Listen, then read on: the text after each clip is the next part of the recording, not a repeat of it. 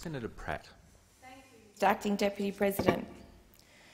Today we are here to debate a bill which will remove the last remaining discrimination against gay and lesbian Australians before our federal law. This legislation has been a long time coming, and I think it is ironic that this last piece of discrimination to be removed should be the most recently introduced. I, like thousands of other Australians, was hurt and dismayed when the federal parliament back in 2004 took steps to entrench discrimination into our nation's Marriage Act. I have always worked for fairness, for equal treatment for all Australians, and that principle is at the core of my commitment to politics. It is, and always will be, a touchstone for me. I would support removal of discrimination from the Marriage Act, whether or not the Act, as it currently stands, discriminated against me personally. But it would be disingenuous of me not to put on record that in this case, the Act does discriminate against me. I am one of those hundreds of thousands of Australian citizens who know that the laws of our nation hold our capacity for love and for commitment to be lesser because of the gender of our partner. One of hundreds of thousands of Australian citizens who know that the laws of our nation say we are less deserving of rights, respect and recognition. And we know that those ideas are not true, and that the laws that reinforce them are not right. And so this debate has a personal impact for me, in addition to the commitment that I have always felt to end legal discrimination against any Australian. And I have grown weary over the years of making that case over and over again. Yes, that I am a person like anyone else. Yes, that I deserve the same treatment under the law as anyone else. But I must say I have been strengthened over and over by the growing support in the Australian community to end discrimination once and for all. We can see in the history of this debate, from about 38% of support for marriage equality in 2004 to more than 65% of the Australian community today. And what's more than 75% of Australians believe that marriage equality in this nation is inevitable. And that is hardly surprising. The gradual reform of laws at a state, territory and federal level throughout recent decades have been accompanied by a growing realisation in our community that being gay, lesbian, trans or intersex is not something to be ashamed of or something to be hidden. As someone who has seen the laws that denied my rights fall one by one in my lifetime, as someone who came of age in Australia where being who I am was, if not universally accepted, at least no longer a shameful secret and a source of fear, I want to put on record today how incredibly grateful I am to those men and women who went before us.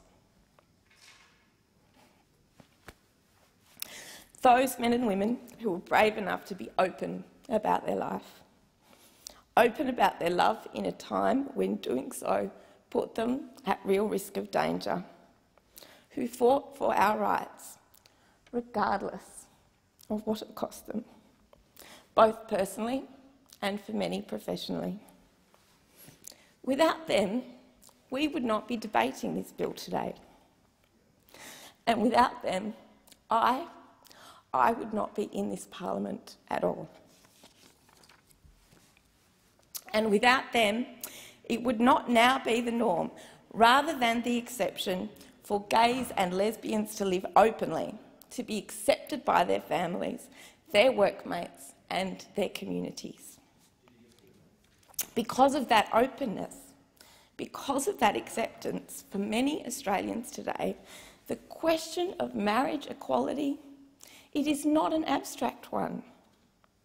It is about equal rights for their daughter or their brother or their dad or their workmates, their teammates, their friends. And if there is one thing about the Australian character that we have always been able to rely on, it's about the commitment of Australians to a fair go for the people around them. The support for marriage equality is, in my view, about that fair go. But more importantly, it is about support for marriage itself. Recognition of the importance of lasting, committed, loving relationships and the public recognition and display of that commitment. Historically, gay, lesbian, transgender people have been denied the opportunity to make that commitment in a public ceremony recognised by the laws of our nation in the community.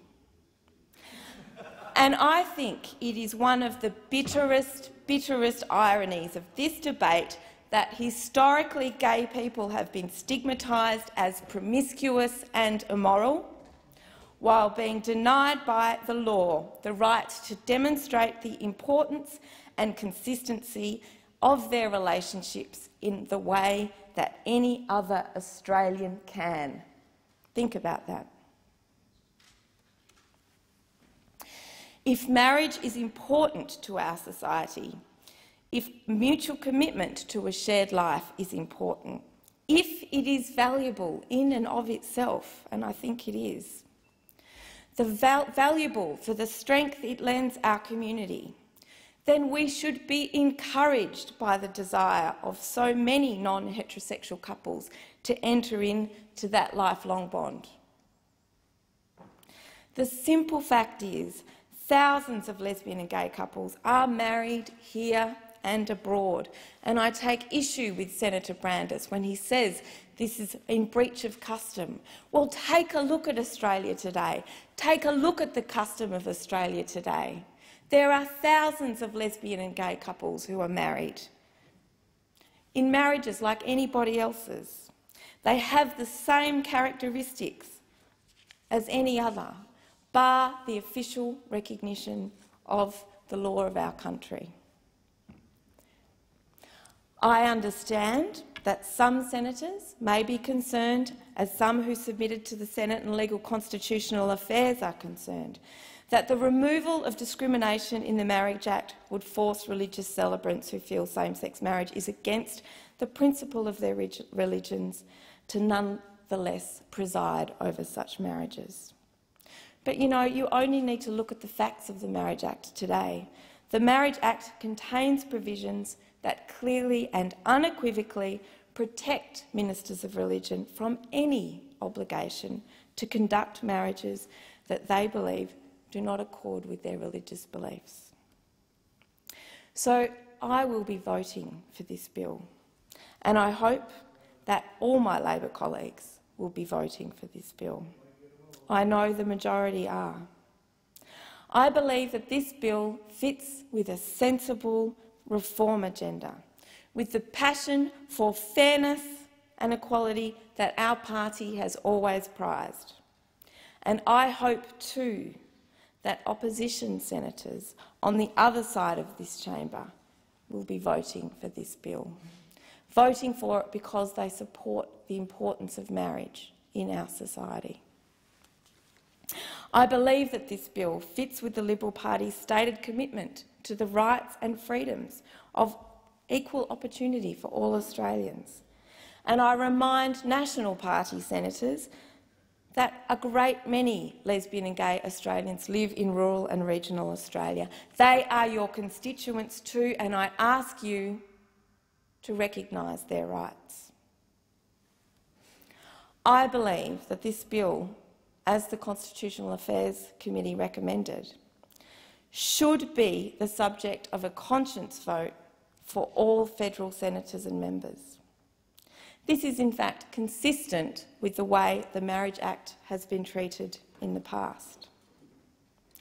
Australians believe that coalition senators and members should have a conscience vote on this question. This is not an issue that should divide left and right. It is not a conservative versus progressive issue. It is not a left-wing issue. It is not a progressive issue.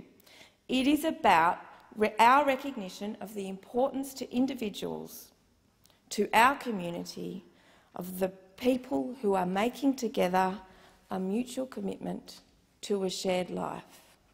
It is about the importance of marriage in our society. The importance of marriage not to a few, but to the broad breadth and depth of the Australian community. If we want marriage to remain an important institution in Australia, and I certainly do, then we must make this change. I believe this bill is good policy. It is in line with principles of equality and in line with today's community expectations. I would support this bill, as many in this chamber and the other place support it, as many in the community support it. I would support it if it didn't affect me. But this is a bill that personally affects me, because marriage discrimination affects same-sex couples, and it also affects people with intersex and transgender partners.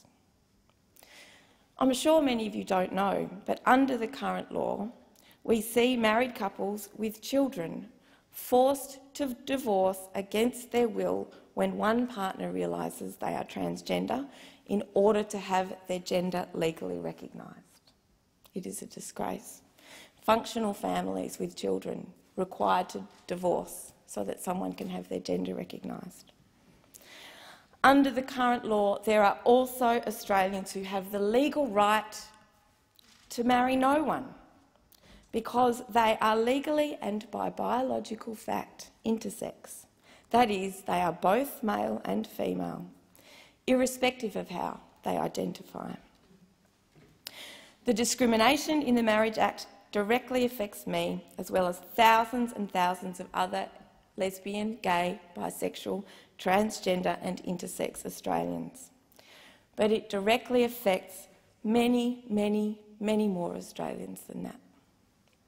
Because legal discrimination against gay and lesbian Australians hurts not just us, but our parents, our children, our brothers, our sisters, our friends. It hurts everyone who loves us, just because of who we love. And so, in closing my remarks on this debate, I ask senators in this chamber to remember when they are deciding how they vote, to say, we exist, we already exist, our relationships exist, our children exist, our families exist, our marriages exist, and our love exists. All we ask is that you stop pretending that we don't, that you stop pretending that our relationships are not as real as yours, our love is true, our children as cherished, and our families as precious, because they are.